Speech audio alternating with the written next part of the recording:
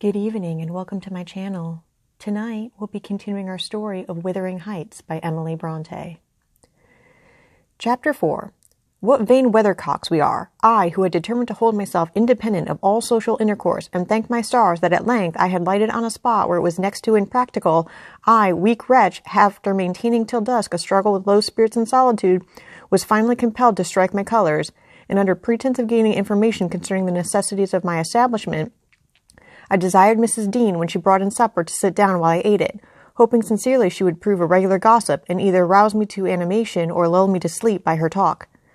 "You have lived here a considerable time," I commenced. "Did you not say 16 years?"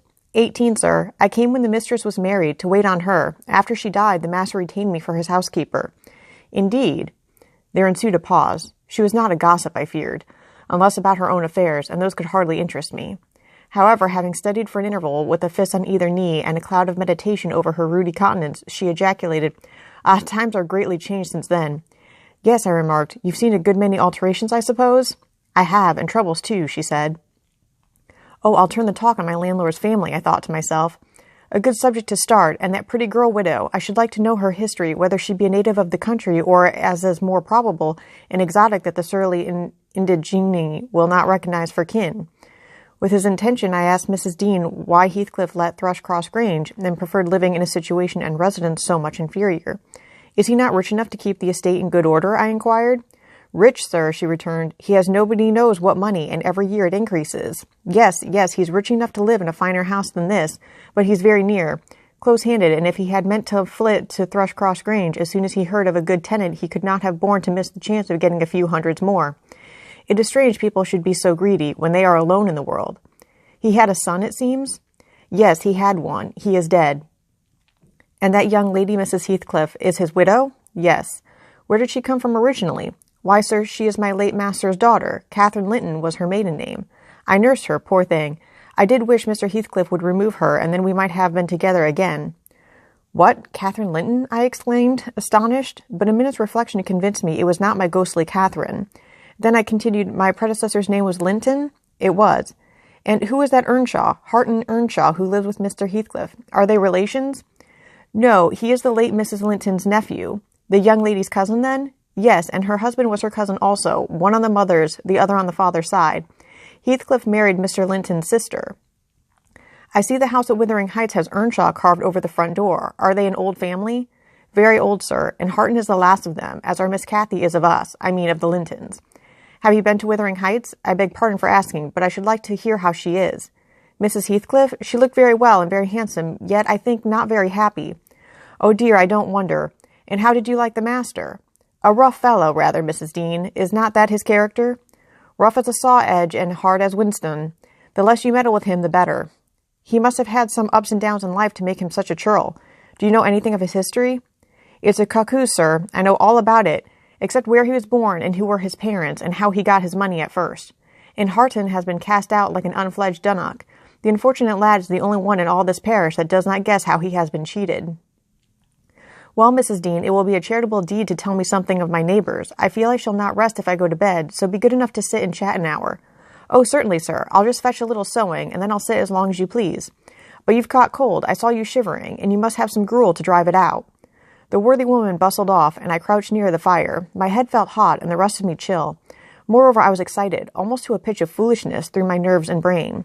This caused me to feel not uncomfortable, but rather fearful, as I am still, of serious effects from the incident of today and yesterday. She returned presently, bringing a smoking basin and a basket of work, and having placed the former on the hob, drew in her seat, evidently pleased to find me so companionable.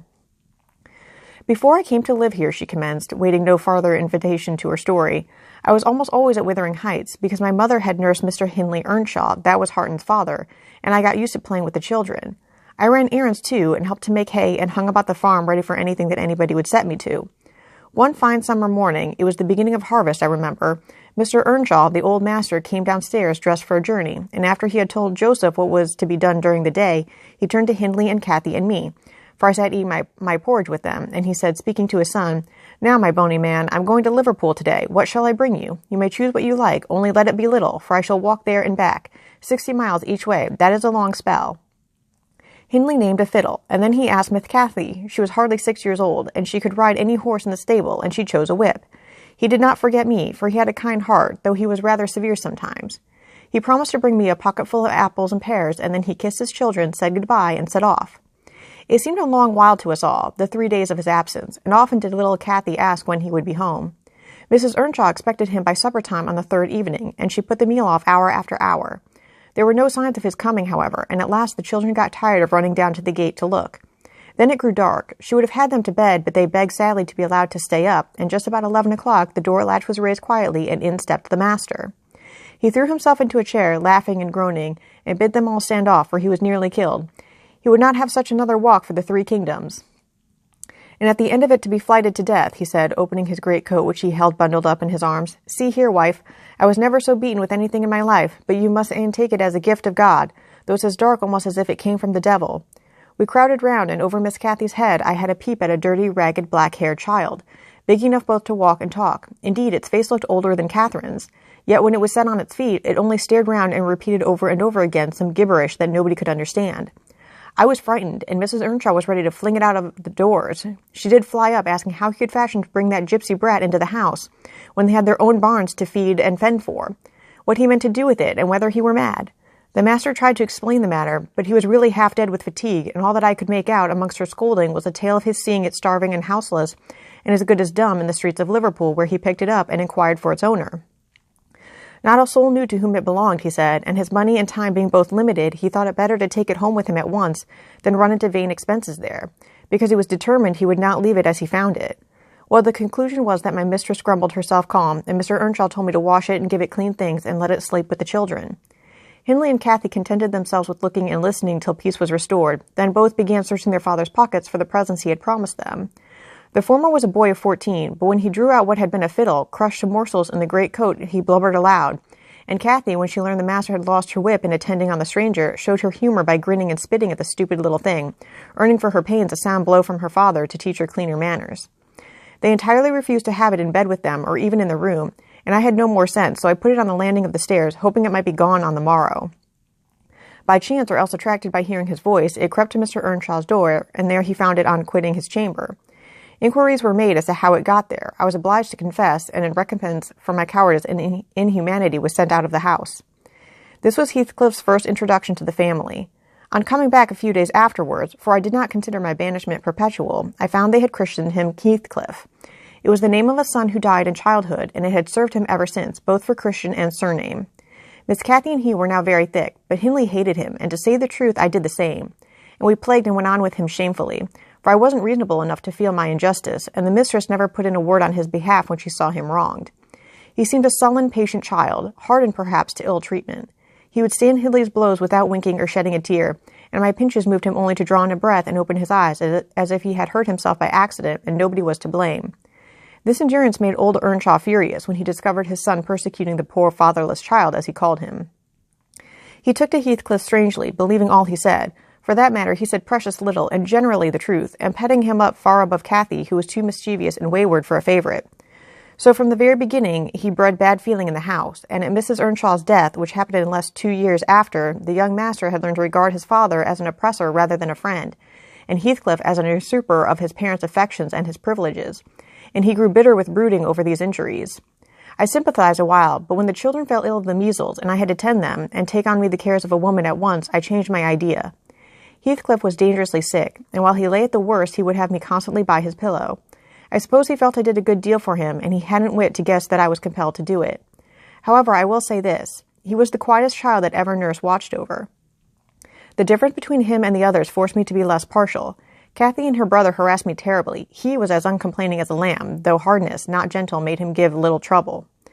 He got through, and the doctor affirmed it was in a great measure owing to me, and praised me for my care. I was vain of his commendations, and softened towards the being by whose means I earned them, and thus Hindley lost his last ally. Still, I couldn't dote on Heathcliff, and I wondered often what my master saw to admire so much in the sullen boy, who never to my recollection repaid his indulgence by any sign of gratitude. He was not insolent to his benefactor, he was simply insensible, though knowing perfectly the hold he had on his heart, and conscious he had only to speak and all the house would be obliged to bend to his wishes. As an instance, I remember Mr. Earnshaw once bought a couple of colts at the parish fair, and gave the lads each one. Heathcliff took the handsomest, but it soon fell lame, and when he discovered it, he said to Hindley, "You must exchange horses with me. I don't like mine. If you won't, I shall tell your father of the 3 thrashings you've given me this week, and show him my arm, which is black to the shoulder." Hindley put out his tongue and cuffed him over the ears. "You'd better do it at once," he persisted, escaping to the porch. They were in the stable. "You will have to, and if I speak of these blows, you'll get them again with interest." "Off, dog," cried Hindley, threatening him with an iron weight used for weighing potatoes and hay. "Throw it," he replied, standing still, "and then I'll tell how you boasted that you would turn me out of doors as soon as he died, and see whether he will not turn you out directly." Hindley threw it, hitting him on the breast, and down he fell, but staggered up immediately, breathless and white. And had not I prevented it, he would have gone just so to the master, and got full revenge by letting his condition plead for him, intimating who had caused it. "Take my colt, gypsy, then," said young Earnshaw, "and I pray that he may break your neck. Take him, and be damned, you beggarly interloper, and wheedle my father out of all he has. Only afterward show him what you are, imp of Satan, and take that, I hope he'll kick out your brains." Heathcliff had gone to loose the beast and shift it to his own stall. He was passing behind it when Hindley finished his speech by knocking him under its feet, and without stopping to examine whether his hopes were fulfilled, ran away as fast as he could. I was surprised to witness how coolly the child gathered himself up and went on with his intention, exchanging saddles and all, and then sitting down on a bundle of hay to overcome the qualm which the violent blow occasioned before he entered the house. I persuaded him easily to let me lay the blame of his bruises on the horse. He minded little what tale was told, since he had what he wanted. He complained so seldom, indeed, of such stirs as these, that I really thought him not vindictive. I was deceived completely, as you will hear. Thus ends Chapter 4.